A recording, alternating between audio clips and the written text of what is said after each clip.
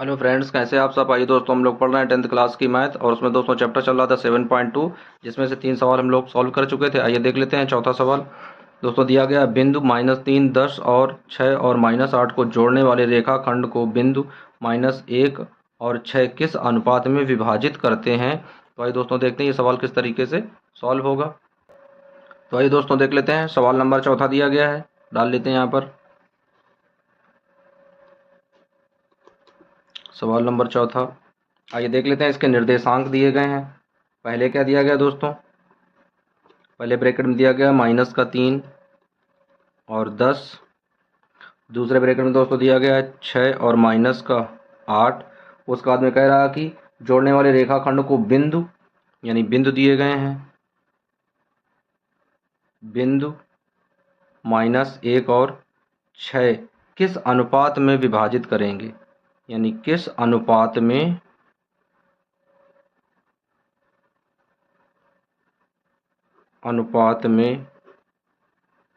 विभाजित करते हैं। कहने का मतलब है दोस्तों, हमें निकालना क्या है, हमें m1 अनुपात m2 ज्ञात करना है, यानी इनका रेशियो निकालना है। तो आइए समझ लेते हैं। सबसे पहले तो लिखेंगे a बराबर -3 और 10, b बराबर दोस्तों 6 और -8 दिया गया है। अब इसी तरीके से यहाँ पर m1 और m2 हमें निकालना है, तो इसके x और y के मान देख लेते हैं दोस्तों। तो जब x के लिए निकालते थे तो m1 रखते थे, y के लिए निकालते थे मान, तो यहाँ पर x और y के मान दिए गए हैं और हमें m1 m2 ज्ञात करना है। तो आइए सबसे पहले देख लेते हैं किस तरीके से सवाल हल करेंगे। तो सबसे पहले देख लेते हैं दोस्तों x के लिए, तो x के लिए किस तरीके से निकालेंगे। तो सबसे पहले रखेंगे दोस्तों x के लिए, लिखेंगे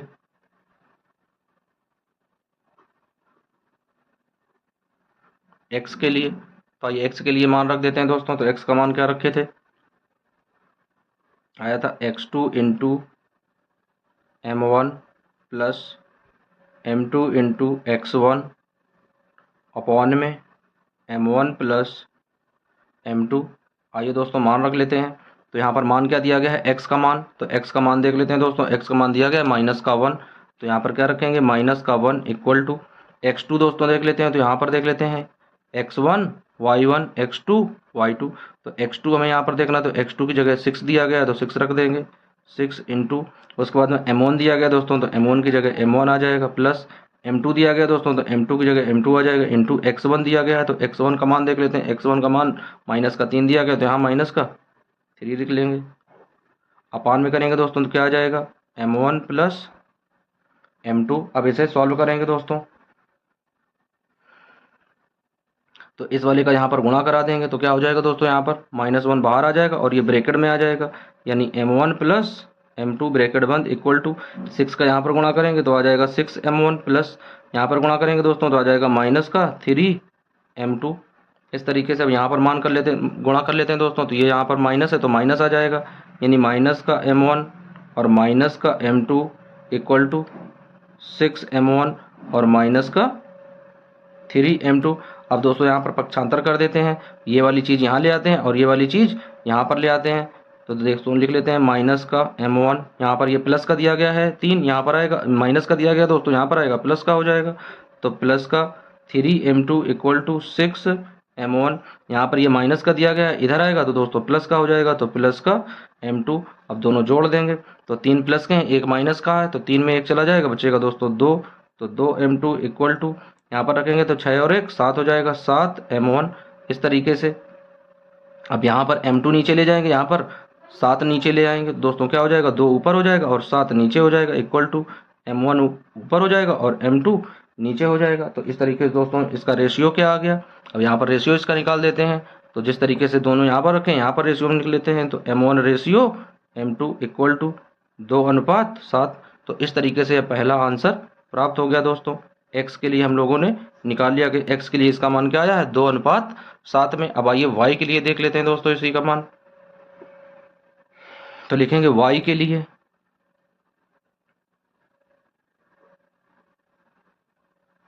y के लिए तो आइए y का मान रख लेते हैं दोस्तों। y के लिए रखने पर y का मान क्या आ जाएगा, तो आ जाएगा m1 y के लिए देख लेते हैं दोस्तों, y के लिए क्या आ जाएगा।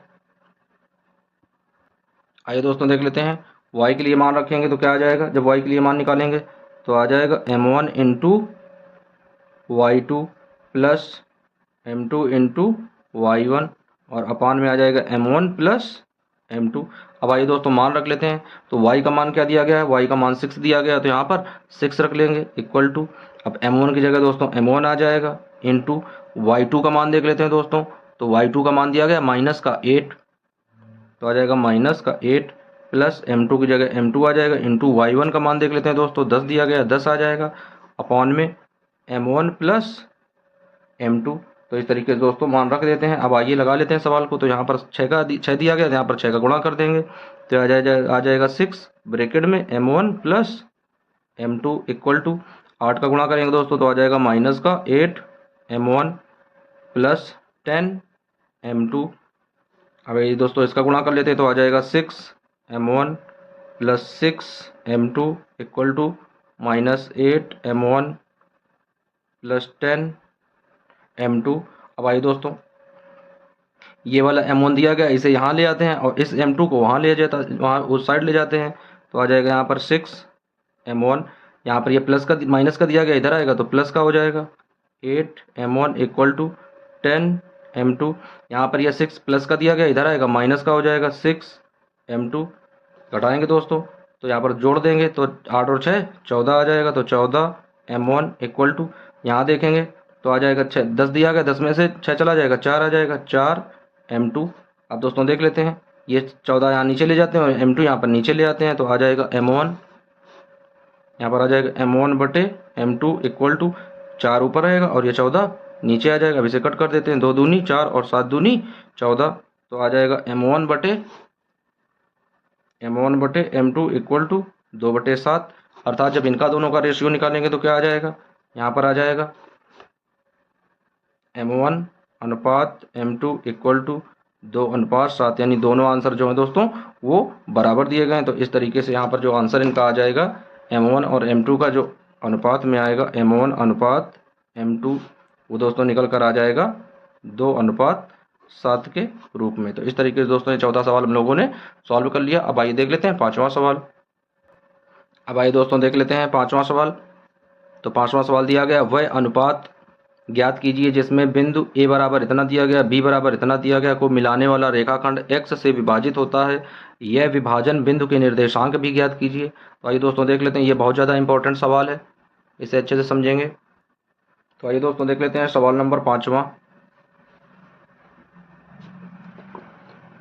सवाल नंबर पाँचवा दिया गया वह अनुपात ज्ञात कीजिए जिसमें बिंदु यानी a बराबर दिया गया है, तो a बराबर रख लेते हैं। a बराबर क्या दिया गया है, a बराबर दिया गया 1 माइनस का 5, उसका बाद b बराबर दिया गया है माइनस का 4 और 5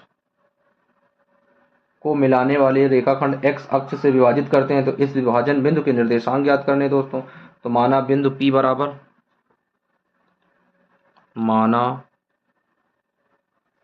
बिंदु P बराबर यानी x और y है। तो अब यहाँ पर x अक्ष के निर्देशांक, तो x की जगह तो x आ जाएगा और y की जगह 0 हो जाएगा दोस्तों। अब माना इतने को रेखाखंड AB P बराबर x y, AB को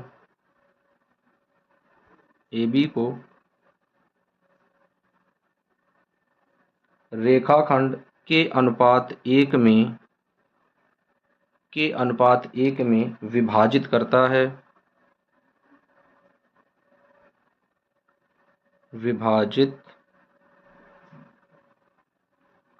तो आइए दोस्तों मान रख लेते हैं। सबसे पहले x के लिए मान रख लेते हैं, तो लिखेंगे x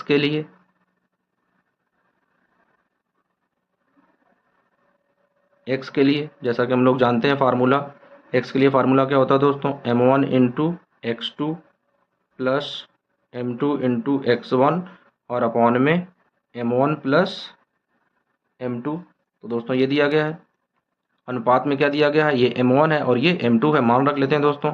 तो m1 की जगह क्या दिया गया है, k दिया गया है, तो m1 की जगह तो k आ जाएगा, k इंटू x2 का मान दोस्तों देख लेते हैं, x2 का मान माइनस का 4 दिया गया तो माइनस का 4 आ जाएगा, प्लस m2 का मान देख लेते हैं दोस्तों, m2 का मान 1 दिया गया है तो 1 आ जाएगा, गुणे x1 का मान देख लेते हैं दोस्तों, तो x1 का मान 1 दिया गया है तो 1 आ जाएगा।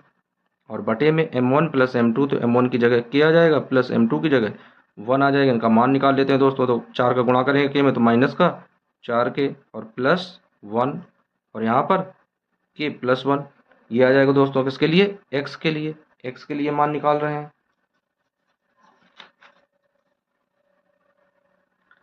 अब दोस्तों यहाँ पर x के लिए मान निकालेंगे, मान निकाल कर रख लेते हैं। तो x का यहाँ पर गुणा हो जाएगा, ये बराबर में आ जाएगा यहाँ पर।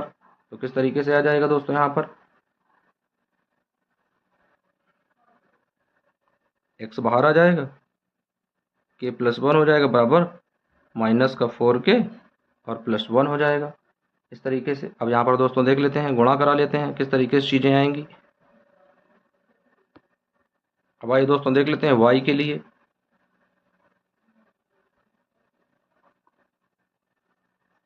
y के लिए, तो y के लिए देख लेते हैं फार्मूला क्या आ जाएगा दोस्तों। y के लिए आ जाएगा formula m1 into y2 plus m2 into y1 और अपान में दोस्तों आ जाएगा m1 प्लस m2। अब आइए इनके मान देख लेते हैं। तो y2 का दोस्तों y के निर्देशांक, वहाँ पर तो x की जगह x था, वहाँ यहाँ पर y की जगह 0 आ जाएगा, तो हो जाएगा 0। अब m1 की जगह दोस्तों देख लेते हैं। तो m1 की जगह तो k दिया गया है तो k आ जाएगा, इंटू y2 का मान दोस्तों 5 दिया गया, 5 आ जाएगा, प्लस m2 का मान 1 दिया गया, इंटू y1 का मान माइनस का 5 दिया गया दोस्तों, तो माइनस का 5 आ जाएगा। और बटे में देखेंगे तो आ जाएगा k प्लस 1। अब आइए दोस्तों इनका गुणा करा देते हैं। तो क्या आ जाएगा, यहाँ पर आ जाएगा 5k माइनस का 5 और नीचे आ जाएगा दोस्तों k प्लस 1। अब आइए इनका मान निकाल लेते हैं दोस्तों। इनका मान क्या आ जाएगा, जब इसका यहाँ पर गुणा करेंगे, 0 गुणा करेंगे k प्लस 1 में तो क्या आ जाएगा, 0 हो जाएगा, इक्वल टू 5k माइनस का 5, पक्षांतर करेंगे दोस्तों, ये माइनस का इधर आएगा प्लस का हो जाएगा, तो 5k इक्वल टू 5। अब k का मान निकालेंगे दोस्तों तो 5/5 आ जाएगा, कट करेंगे तो 1 आ जाएगा। तो इस तरीके से k का मान दोस्तों 1 निकल आएगा। अब दोस्तों देख लेते हैं समीकरण 1 में ये जो मान आया था यहाँ पर दोस्तों, इसे मान लेते हैं समीकरण 1। अब लिख लेते हैं दोस्तों समीकरण 1 से, तो लिखेंगे समीकरण 1 में मान रख लेते हैं दोस्तों। क्या मान दिया गया है, यानी दिया गया है x ब्रैकेट में k plus 1 equal to minus का 4k और प्लस का 1। अब दोस्तों यहाँ पर k का मान क्या आ गया है, k का मान 1 आ गया। यहाँ पर मान रख देते हैं दोस्तों, तो क्या आ जाएगा, x ब्रैकेट में k की जगह 1 आ जाएगा प्लस 1 हो जाएगा, इक्वल टू माइनस का 4, k की जगह 1 है तो दोस्तों 4 हो जाएगा और प्लस का 1 हो जाएगा। अब यहाँ पर 1 1 गुणा करेंगे, 1 1 तो 2x आ जाएगा, यहाँ पर 2x इक्वल टू बराबर करेंगे दोस्तों, माइनस का 4 दिया गया, प्लस का दिया गया, घटाएंगे तो माइनस का 3 आ जाएगा। अब x का जब मान निकालेंगे तो यहाँ पर आ जाएगा x बराबर माइनस का 3 और ये नीचे 2 आ जाएगा, तो माइनस का 3/2 हो जाएगा। तो इस तरीके से दोनों ये मान दोस्तों प्राप्त हो जाएंगे, यानी एक x का मान आ जाएगा, x का मान आ जाएगा -3/2। अब आइए देख लेते हैं इनके निर्देशांक किस तरीके से निकलेंगे।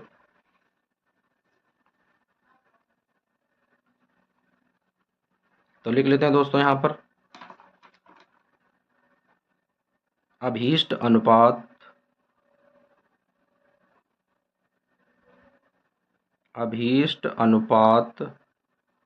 क्या दिया गया था दोस्तों, माना था k अनुपात 1 माना था, तो इसमें निकला क्या है, इसमें निकल कर भी वही आया है 1 अनुपात 1 के रूप में, यानी k का भी मान 1 आ गया है। तो हमने माना क्या था, p बराबर p के निर्देशांक, यानी x की जगह तो x माना था, y का निर्देशांक 0 हो गया था। तो आइए दोस्तों x का निर्देशांक देख लेते हैं। x का निर्देशांक क्या निकला, x का निर्देशांक आया -3/2 और यहाँ पर 0 ऑलरेडी 0 है, तो इस तरीके से p के निर्देशांक निकल आए -3/2 और 0 का 0 आ गया। अब आइए दोस्तों देख लेते हैं अगला सवाल। अब आइए दोस्तों देख लेते हैं 6वां सवाल। दिया गया यदि बिंदु 1 2 4y x 6 और 3 5 इसी क्रम में लेने पर एक समांतर चतुर्भुज के शीर्ष हों तो x और y के मान ज्ञात कीजिए। दोस्तों बिल्कुल इजी क्वेश्चन है, आइए जल्दी से सवाल सॉल्व कर लेते हैं। आइए दोस्तों देख लेते हैं सवाल नंबर 6वां। सवाल नंबर 6वें में क्या दिया गया दोस्तों, बिंदु दिए गए हैं, तो आइए मान लेते हैं a बराबर, तो a बराबर बिंदु दिया गया 1 और 2, b बराबर दिया गया दोस्तों 4 और y, उसके बाद में c बराबर दोस्तों दिया गया x और 6, उसके बाद में d बराबर दिया गया x और 3 और 5 दोस्तों दिया गया है d बराबर 3 और 5 इस तरीके से। तो आइए अब इस सवाल को सॉल्व करते हैं। तो देख लेते हैं दोस्तों, माना सवाल में भी कह रहा है कि एक समांतर चतुर्भुज है, तो लिखेंगे माना ए बी सी डी, माना ए बी सी डी एक समांतर चतुर्भुज है, एक समांतर चतुर्भुज है। तो दोस्तों देख लेते हैं, माना ए बी सी डी एक कैसा चतुर्भुज है, यह एक समांतर चतुर्भुज है। तो आइए इसे एक समांतर चतुर्भुज के रूप में लिख लेते हैं। तो किस तरीके का समांतर चतुर्भुज होता है दोस्तों, इस तरीके का बना होता है।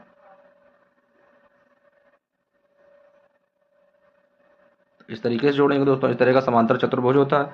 लिख लेते हैं, ये ए के निर्देशांक हैं, ये बी के निर्देशांक हैं, ये सी के हैं और ये डी के हैं। आइए इनके मान रख लेते हैं। तो ए का मान क्या दिया गया दोस्तों, 1,2, बी का क्या दिया गया है 4 और वाई, सी का क्या दिया गया है x और 6, डी का क्या दिया गया है 3 और 5, इस तरीके से दिए गए हैं। तो आइए दोस्तों सवाल सॉल्व करते हैं। तो माना पी के निर्देशांक देख लेते हैं दोस्तों, तो किस तरीके से निर्देशांक इन्हें निकालेंगे। अब इनके डायगोनल देख लेते हैं, किस तरीके से डायगोनल मिलाते हैं इनके। तो इस तरीके से इनके विकर्ण मिले होते हैं दोस्तों, जिस बिंदु पर मिले तो उस बिंदु को P मान लेते हैं। तो माना ये P बिंदु पर एक समद्विभाजित करते हैं, तो P के निर्देशांक देख लेते हैं कि P के निर्देशांक क्या होंगे। तो आइए लिख लेते हैं दोस्तों कि P के निर्देशांक,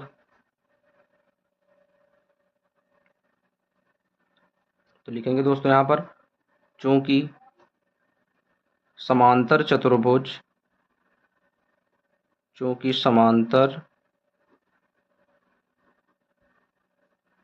चतुर्भुज ए बी सी डी बिंदु P पर समद्विभाजित होते हैं, बिंदु P पर विकर्ण, बिंदु P पर विकर्ण समद्विभाजित होते हैं, समद्विभाजित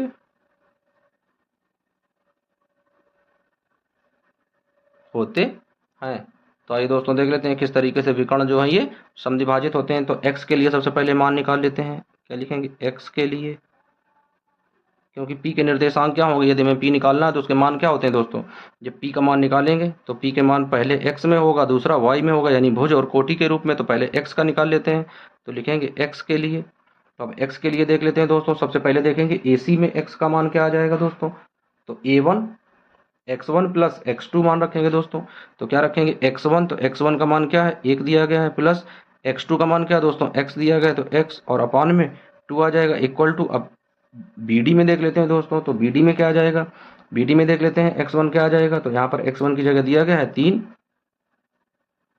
प्लस x2 की जगह दिया गया है 4 और अपान में 2 दिया गया दोस्तों। अब दोनों के हर में 2 2 है, तो 2 2 कैंसिल हो जाएंगे, केवल ऊपर वाले रख लेंगे। तो क्या आ जाएगा 1 प्लस x इक्वल टू 4 और 3 7 आ जाएगा। अब मान रख लेते हैं दोस्तों, पक्षांतर करेंगे। पक्षांतर करने पर तो क्या मान आ जाएगा, x बराबर यहाँ पर 7 दिया, प्लस का दिया गया माइनस का हो जाएगा दोस्तों। अब घटाएंगे यहाँ पर, तो x का मान कितना आ जाएगा, x का मान आ जाएगा 6। अब इसी तरीके से दोस्तों y का मान निकाल लेते हैं। तो लिखेंगे y के लिए, y के लिए। तो आइए दोस्तों देख लेते हैं y के लिए किस तरीके से मान निकलेंगे। तो जब y के लिए मान रखेंगे दोस्तों, तो अब सबसे पहले इसमें रख लेते हैं। तो y1 प्लस y2 देख लेते हैं, y1 का मान क्या दिया गया दोस्तों, y1 का मान दिया गया है BD में देख लेते हैं सबसे पहले। तो y1 का मान दिया गया है कितना 5, तो आ जाएगा दोस्तों यहाँ पर 5, प्लस y2 का मान देख लेते हैं, y2 का मान दिया गया है y और अपान में 2 बराबर। अब AC में देख लेते हैं दोस्तों, तो y1 बराबर क्या दिया गया है, y2 बराबर पहले रखते हैं, y2 बराबर दिया गया है 6, प्लस y1 बराबर 2 और बटे में 2 दिया गया है। तो अब दोनों के मान दोस्तों बराबर हैं, दोनों चीज़ें बराबर हो गई हैं। तो अब क्या करते हैं, इन्हें 2 से 2 कैंसिल कर देते हैं। तो क्या आ जाएगा, ऊपर आ जाएगा 5 प्लस वाई इक्वल टू 6 और 2 8 आ जाएगा। पक्षांतर करेंगे दोस्तों, पक्षांतर करने पर,